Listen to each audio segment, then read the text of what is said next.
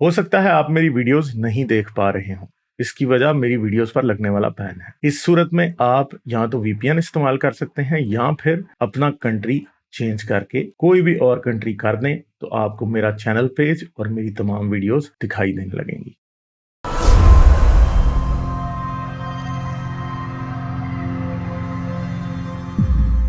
ये अगर आप चैप्टर 24 की आयत नंबर 45 शो कर दें हमारे दोस्तों को, तो फिर मैं आपसे एक दो इस पे बात करनी है। बस ये मेरा चैप्टर लास्ट टॉपिक होगा। 24 जी, सूरह नूर है, नूर की उसकी आयत आयत नंबर नंबर 45। 45 45 या 47? 45। मेरा ज़रा इंग्लिश एक्सेंट आपको प्रॉब्लम आया होगा सुनने में। 45। ठीक है। अच्छा, इसमें थोड़ा-सा ना मैंने थोड़ी रिसर्च की है, इस आयत पर क्या चक्कर चला।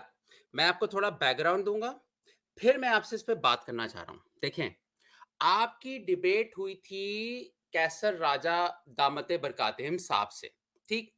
उसमें आपने बहुत ज़्यादा डीएनए की बात की थी और वो फॉसिल्स पे बात करते थे। मैंने वो ज़रा आपकी जो स्ट्रीम है उसको थोड़ा बहुत फॉसल्स पे दोबारा भी से। उन्होंने, गुलजार भाई किधर बात की थी? उनसे तो फॉसल्स पे भी नहीं हुई थी बात। जी, फॉसल्स पे उन्होंने कोई बात तो नहीं की थी असल में। बिल्कुल। अच्छा, उस पे उनसे सवाल सुपर चैट में पूछे जा रहे थे कि भई आप मट्टी से इंसान बना, या पूछा आपका जो बड़ा हाँ। जितना आप बड़ा क्लेम करते हैं उतना बड़ा सबूत चाहिए होता है, ये सब बातें होती रहीं।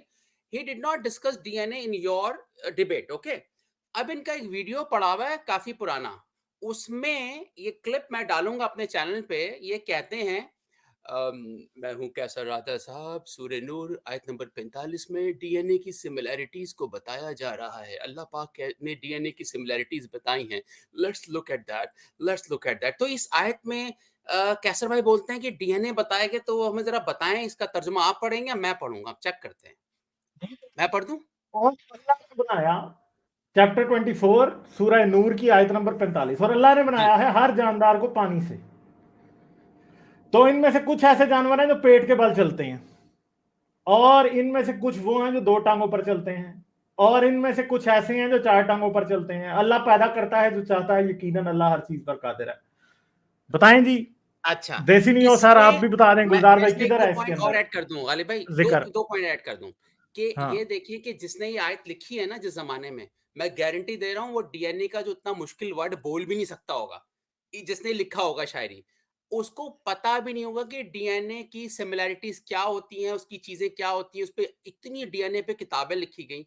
कोई बंदा, मुसलमानों का मसला है, एक आयत उठा दी और बोलना है इसमें डीएनए बताओ, इसमें तो डीएनए का वर्ड भी नहीं है, इसमें प्रोटीन भी नहीं है, इसमें मॉलिक्यूल्स भी नहीं है। डीएनए जो डिस्कवर किया वो फ्रेडरिक साइंट 2-3 साइंटिस्ट की इन्वॉल्वमेंट है, इतनी रिसर्च है। इस तरह से ये ऐसे जो मुस्लिम अपोलोजिस्ट करते हैं, और आपके साथ इन्होंने ये आयत डिस्कस नहीं की थी क्योंकि फँस जाते, ज़लील हो जाते, sorry for my strong word, मुझे नहीं बोलना चाहिए था ऐसा। लेकिन अपने चैनल पे ये शेर बन के ऐसी-ऐसी बोंगियाँ मार रहे होते हैं। अब मैं देसी नहीं उनके पास गए थे, कैसर भाई से उन्होंने बोला कि आप मैकेनिज़्म बताओ अपना, चलो इवोल्यूशन गलत है। He did not discuss. देसी न्यू, आपका क्या एक्सपीरियंस था प्लीज़? असल में मैं सोक्रेटिक मेथड के साथ, जैसे कि गालिब को पता है, मैं सोक्रेटिक मेथड के साथ उनसे क्वेश्चन कर रहा था कि वो कहते हैं कि देखो, उनकी उनकी जो ऑब्जेक्शन है ना, मैं समझता हूँ वो जितने भी एवोल्यूशन पे जो क्वेश्चंस है ना, वो उसके ऊपर फोकस करते हैं कि देखो कैम्ब्रियन एक्सप्लोजन में क्वेश्चंस हैं, उसके आंसर्स भी हैं, लेकिन वो जो उसमें इश्यूज हैं उसके ऊपर ज़्यादा डिस्कस करते हैं या उसके ऊपर फोकस करते हैं। मतलब ओके, ठीक है, वो मिसिंग लिंक नहीं है, जबकि अब बहुत सारे इंटरमीडिएट स्पीशीज और वो सारा मिल के है, लेकिन वो उस पर वो मिसिंग लिंक नहीं है। ओके, ठीक है।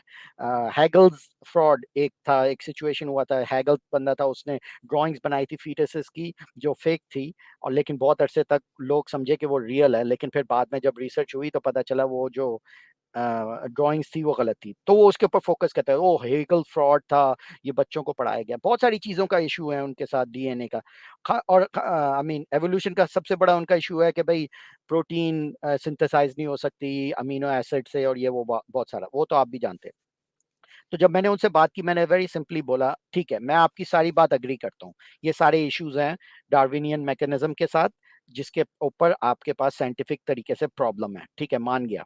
अब आप मुझे बताएं, हमारे पास दो मॉडल है, एक है डार्विनियन एवोल्यूशन का मॉडल जो मैकेनिज्म है कि भाई सेल डिवाइड, सेल में इस तरह बना और ये हुआ आगे हुआ, और वो थ्योरी आप कह रहे हो गलत है क्योंकि साइंटिफिक तरीके से आप शो कर रहे हो गलत है।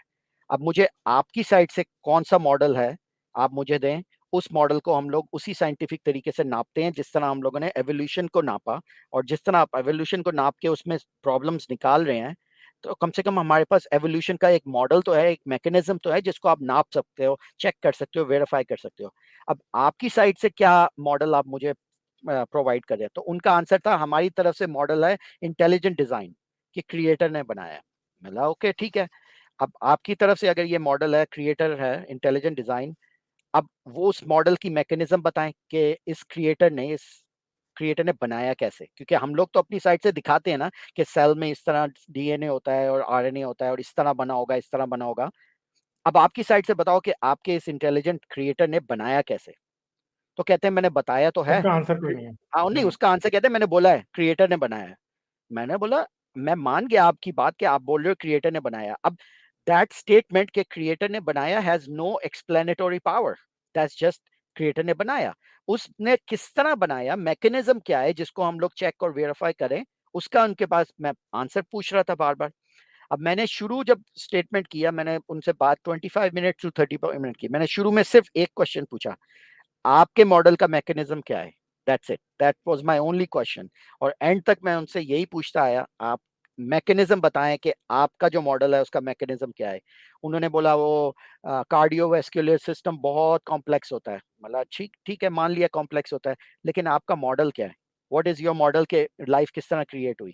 कहते हैं बस क्रिएटर ने क्रिएट कर दी। तुम्हें ऐसा नहीं लगता कितनी अमेजिंग है कॉस्मोस और ये वो तो क्रिएटर ने की होगी? मतलब ठीक है, कॉस्मोस भी अमेजिंग है, कार्डियोवास्कुलर सिस्टम भी अमेजिंग है, बहुत सारी चीजें अमेजिंग है।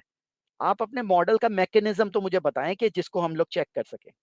नहीं, तुम्हें ऐसा नहीं लगता कि दुनिया डिजाइन हुई हुई है? ओके, डिजाइन लगती है, नो प्रॉब्लम, मैकेनिज्म क्या है आपका? मैं और फिर बार हमको बार एक रिमूव ही कर चीज दिया गया, पूछता रहा, एक ही और चीज इनको पूछता फिर रहा। रिमूव कर दिया गया है। और नहीं इस नहीं, आयत रिमूव में नहीं, इस नहीं, आयत उन्होंने में उन्होंने इस रिमूव नहीं आयत किया में था। एंड में मुझे उन्हें कहा था कि देखें आपसे अच्छे गुफ्तगू हो रही है, मैं चाहता नहीं हूँ हमारे ताल्लुकात खराब हों, इस बात को इधर ही छोड़ते हैं। तो मैंने बोला चलो ठीक है, लेकिन उन्होंने मुझे लाइक किक आउट नहीं किया था स्टूडियो से। Thank you. अच्छा, इस आयत में बस पानी का वर्ड पढ़ के वहां पे डीएनए ठोक दिया। ओ भाई, पानी और डीएनए में बहुत फर्क है, ठीक है। डीएनए जब पानी के अंदर सस्पेंडेड होता है ना, तो नजर आता है। सोल्यूशन में जब सेपरेट किया जाता है तो, ठीक है, तो वो पानी नहीं होता डीएनए। लाइक, शेयर और सब्सक्राइब करना मत भूलें। इसके साथ साथ आप मेरे चैनल को पेट्रियन पर सपोर्ट कर सकते हैं। पेट्रियन का लिंक वीडियो की डिस्क्रिप्शन में है।